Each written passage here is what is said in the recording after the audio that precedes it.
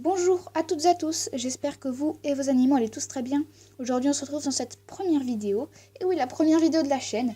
Alors la chaîne parlera essentiellement d'aquariophilie, elle parlera aussi des animaux en général, puisque j'ai d'autres animaux. Je vous suivrai un peu mon quotidien, mon parcours, les nouveautés, tous mes progrès, et j'espère que ça vous plaira. Enfin bref, le sujet principal de la vidéo, c'est mon aquarium. Puisque je vais vous présenter un de mes aquariums. Alors en tout j'ai 5 aquariums, mais je vais vous en présenter seulement un aujourd'hui, sinon la vidéo durera beaucoup trop longtemps. On va commencer, c'est parti. Voilà mon aquarium, c'est un aquarium qui est un aquarium d'eau douce, il fait 17 litres. Il est éclairé, voilà on voit l'éclairage juste ici, donc c'est un éclairage plutôt blanc, voilà. Qui est chauffé, hop, donc c'est un chauffage 25 watts, qui est filtré. Donc c'est-à-dire, voilà, il y a une pompe tout simplement. Alors la pompe, je l'allume pas tout le temps, pour éviter qu'il y ait trop de courant. Et un thermomètre, enfin qui est thermométré. Enfin, il y a un thermomètre en gros. Alors au niveau du sol, j'ai du sol en quartz. C'est vrai que j'ai pas pris du manado, j'aurais pu, mais les plantes survivent très bien dans du quartz. Alors le quartz, je l'ai fait aller de plus en plus haut pour donner un effet de profondeur, mais j'en avais pas assez pour vraiment réaliser cet effet correctement. Voilà. Alors au niveau déco, j'ai ici un grand morceau de bois que j'ai récupéré dans la nature. Comme j'ai la chance d'habiter près de la Mayenne, il y a énormément de morceaux de bois comme ça qui tombent en hiver et en automne, et du coup j'ai la chance de pouvoir en récupérer facilement. Bien sûr, j'ai éliminé tous les micro-organismes en brûlant, en faisant cuire le morceau de bois et en le passant sous l'eau brûlante. Ça fait quelques temps qu'il est dans l'aquarium et j'ai jamais eu de problème, aucune mortalité. J'ai aussi quelques pierres. Voilà, on en voit une ici, qui est orangée. Il y en a une ici que j'ai mis ici pour caler le morceau de bois, puisqu'il a tendance à flotter. Je la mets comme ça encore quelques temps, et je pense que le bout de bois se sera suffisamment imprégné d'eau pour ne plus flotter. J'espère du moins. Et au fond, on a aussi une autre pierre. Je pense la décaler, puisque c'est vrai qu'elle était tombée par accident. À la base, elle était autre part.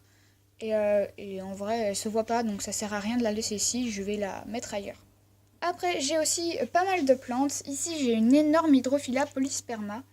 L'Hydrophila polysperma, c'est une espèce de plante que je vous conseille vraiment, surtout aux débutants, puisque c'est une plante très robuste et qui grandit extrêmement vite. Alors, je la laisse un peu en fouillis comme ça, puisque le bêta adore, donc le bêta ici, adore se réfugier ici, en fait, enfin, dans cette zone-là. Ça le rassure énormément d'avoir cette espèce de jungle, enfin pas de jungle, mais de fouillis. Voilà. Il adore s'y réfugier. C'est pour ça que je la laisse un peu comme ça. Alors ici, j'ai deux autres hydrophilas. Voilà, comme ceci. Je les laisse un peu comme ça pour le moment, pour qu'elles grandissent correctement. Et après, je les mettrai au fond. Après, au niveau du sol, j'ai aussi quelques plantes gazonnantes. Voilà, c'est pas vraiment des plantes gazonnantes, mais les plantes les plus petites. Alors, on a cette plante-ci, j'ai malheureusement oublié son nom. J'ai ici deux cryptocorines, toutes petites. Au fond, j'ai une mousse de java pour traiter tout ce qui est... Oula. Et ça bug. Enfin, une mousse de java qui est un peu sale d'ailleurs, il faudrait que je la nettoie. Qu'est-ce que j'ai d'autre? Je crois qu'au niveau plantes, ici, c'est bon. Après, à la surface, j'ai quelques plantes flottantes. C'est très important pour l'espèce de poisson que j'ai d'avoir des plantes flottantes. Alors, à la base, j'en avais une dizaine. Maintenant, j'en ai énormément. Et d'ailleurs, on voit que le bêta a fait un nid de bulle. Enfin, un petit nid de bulle, vraiment tout rikiki. Alors qu'on voit que dans mes aquariums, qui est juste à côté et que je vous présenterai plus tard, on a vraiment un nid de bulle beaucoup plus gros. Enfin bref, au niveau des lentilles d'eau, du coup, elles sont vraiment super nombreuses maintenant et je suis d'ailleurs très très contente. Ah oui, j'ai oublié une plante. Au fond, on a une Red Ruby. Alors, cette Red Ruby, elle survit très très mal dans le sol que j'ai, malheureusement. D'ailleurs, elle a perdu énormément de feuilles, mais depuis quelques jours, enfin depuis quelques temps, bref, j'aperçois de nouvelles feuilles qui poussent. Voilà, tout simplement. Du coup, je laisse et on va bien voir. Pour le moment, on ne peut pas vraiment savoir. Au niveau de la population, j'ai un bêta qui est au fond. C'est un bêta Half Moon mâle qui a bientôt 1 an. Il est blanc et bleu avec un peu de beige. Il est magnifique. Et d'ailleurs, là, il se cache. Voilà, il s'appelle Valère. Voilà, moi j'aime beaucoup nommer les poissons. et même les animaux en général. Je trouve que c'est très important de nommer les êtres vivants. Voilà, chacun a le droit à sa personnalité et à son prénom. Et après, j'ai aussi 2 escargots. Alors, on en voit un ici, c'est un escargot rayé. Tout simplement, voilà.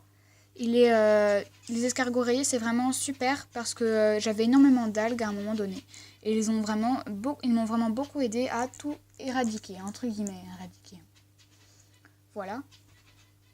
D'ailleurs, on voit comme sur le bois, il y a un petit peu de moisissure. Alors bien sûr, ce n'est pas de la moisissure dangereuse pour le poisson ni pour les escargots. J'ai regardé sur internet et c'est de la moisissure inoffensive. Et les escargots aiment beaucoup en manger et maintenant il y en a vraiment presque plus. Il y en a juste ici. Alors j'ai un deuxième escargot rayé, mais je ne sais pas où il est. Voilà, alors je ne peux pas forcément les trouver sur commande. Il doit être quelque part par là, mais forcément je ne le vois pas. Mais c'est exactement la même espèce, il a juste les rayures noires un peu plus fines. Les escargots rayés, je les ai depuis novembre. Voilà pour la première vidéo de ma chaîne, j'espère que ça vous aura plu, que vous aurez aimé, que mon aquarium vous a satisfait entre guillemets. N'hésitez pas à me donner des conseils, ça m'aiderait. Allez, à bientôt!